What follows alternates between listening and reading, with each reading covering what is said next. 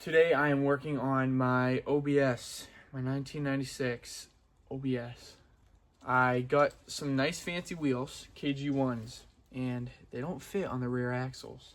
So what I did is bought some 2-inch spacers. Right now the lugs are out of these ones. And of course the lugs that were in the 2-inch spacers weren't the right threads. So I ordered 1-inch spacers with the correct threads. Went to put the 1-inch spacers on, and the bore is a little too small, so they don't slide on. These ones fit very nice.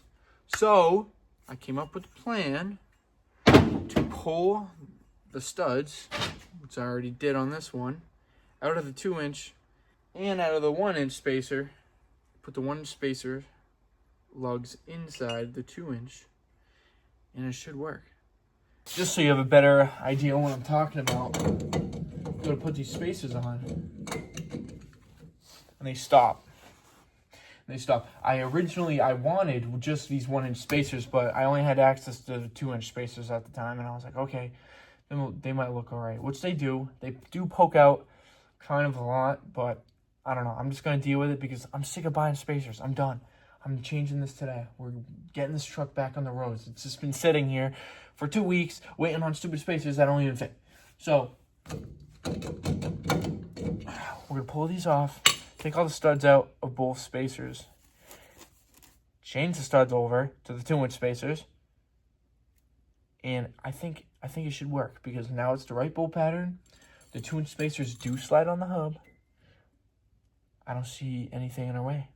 I think that's gonna work. So got some wood, so we're not destroying the shit out of these spacers.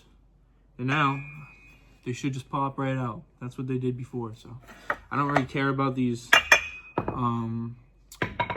lug studs. So I'm just hitting them right with a hammer without putting a nut on top of them. But with the 1-inch spacer, I need those lugs nice. So.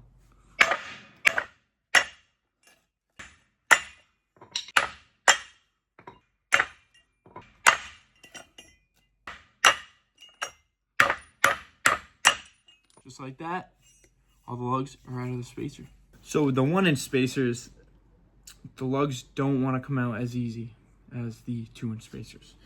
So I'm trying to be as careful as possible and I'm trying to preserve these lugs. So I'm using this block of wood right here to hit them from the top, try to pull these lugs out.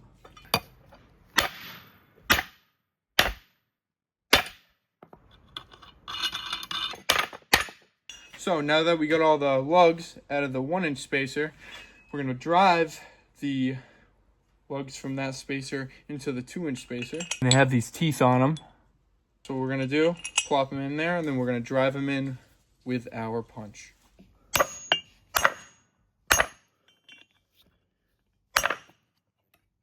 Just like that, you got a new lug in the spacer. Now, after rehearsing every slur in the dictionary, besides the racist ones, obviously, you should be able to just throw these 2-inch spacers in and call it a day, right? Throw our nice $4,000 wheels in. All right, let's go do that. But wait, it ain't that easy.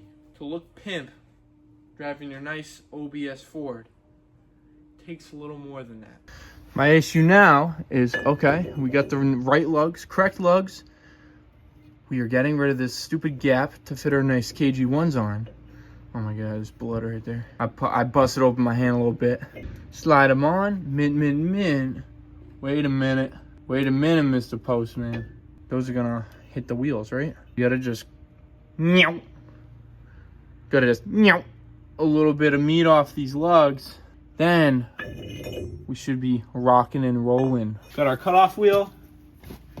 I'm just gonna do a test one, just cut this one, just eyeball it. Safety first, of course.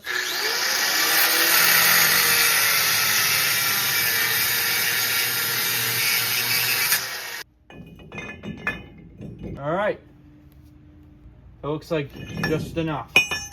Now we're gonna do it to the rest of them.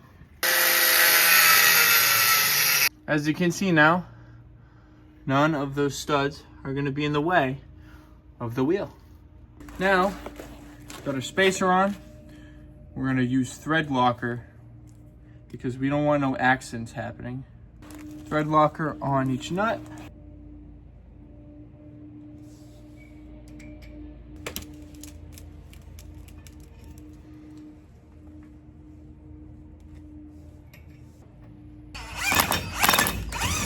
Just like that.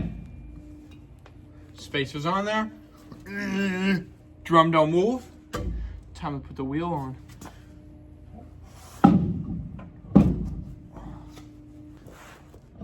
Okay.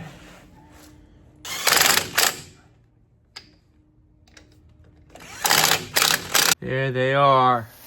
2-inch spacers. Practically no tire even underneath this truck anymore. Pokes a little farther out than the front, but I'm gonna live with it. You know, I didn't really want 2-inch spacers. I think this is what we're gonna have to deal with this setup. I think these KG1s are mainly made for, like, I don't know, a Dodge or something, because the bore is just too small for these rear axles. But I think these wheels are gonna look mint. I think, you know, it's not that noticeable, especially since the front of these trucks have poke to them compared to the rear. So you're not going to notice it like crazy, but I can definitely notice it. On camera, it doesn't even look that bad. She's poking. She's definitely poking.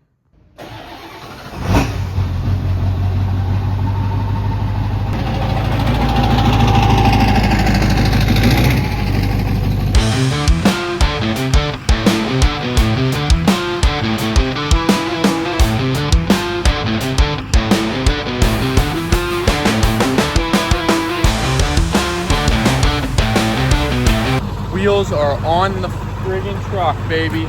Those wheels have been off for 2 weeks. I was so sick of waiting for the spacers. I did not want to buy a third set of spacers. So glad we made those work. Definitely was a pain in the ass. Definitely wasn't a fucking 30-minute job, but we got it done. Truck looks amazing. Yeah, I'm a happy OBS owner. Now the wheel issue on the Gold Tree is addressed. But there is one more thing going on with the old girl. So every once in a while when I give her the beans, I hear a boom, and then I hear the exhaust coming from underneath the passenger side of the truck. Now what that sound is my exhaust falling off the downpipe on the truck. And that is because at the end of my exhaust, it goes straight, comes down from the downpipe, comes straight, and shoots off on a direct right angle. And the problem with that is it looks cool. I love it. I want to keep it.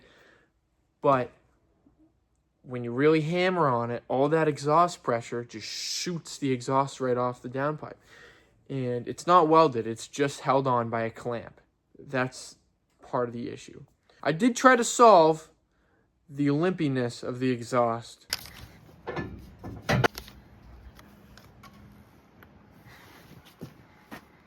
But didn't seem like that really helped. So what we're gonna do is cut the exhaust like a nice little slit, maybe 4, so you get the compression of the exhaust pipe around the downpipe.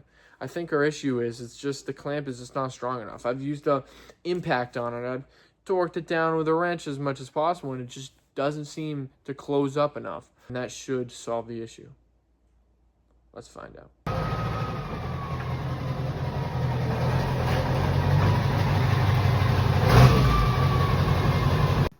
So, right here, we got Floppy McGooger. As you can see right here, Mr. Down, Mr. Pipe Guy, don't want to go on Mr. Downpipe Guy. And yeah, that's our issue right here.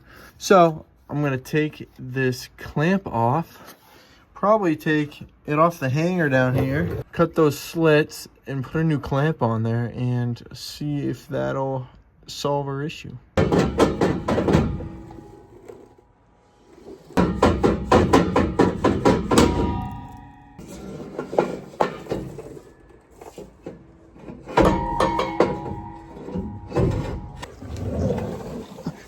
It's nice and easy when your exhaust pipe has one hanger on it.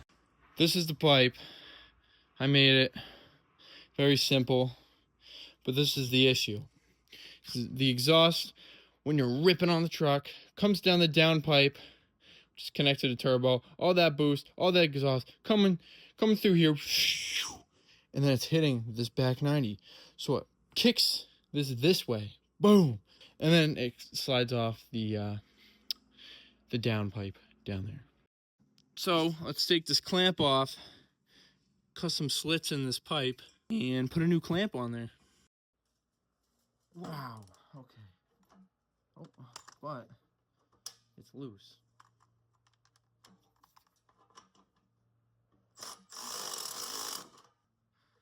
No. Maybe not. The clamp is fucked. It is seized on either bolt. So we're gonna rip the Miata over to AutoZone and we're gonna try to hopefully get a new clamp. They better have it, because I want this truck ready today. It's gonna be raining all week. I don't know why I took this car on the dirt road, because I'm on coilovers and they're all the way lowered and there's nothing but bumps all over this dirt road. And my car's gonna get filtered. What the fuck?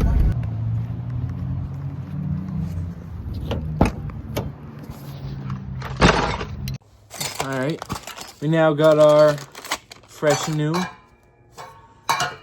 exhaust clamp. Alright, very simple. I'm literally just gonna cut some slots in this exhaust pipe. Alrighty, we got our slots cut. Now, when we go put the exhaust back on and we go to clamp it down, it should compress all these corners in, and it should actually hold the exhaust, because that other clamp was not doing that. Careful. We're going to drag exhaust over here without scratching the chip. Jesus Christ. We got it all the way on. Struggled a little bit, but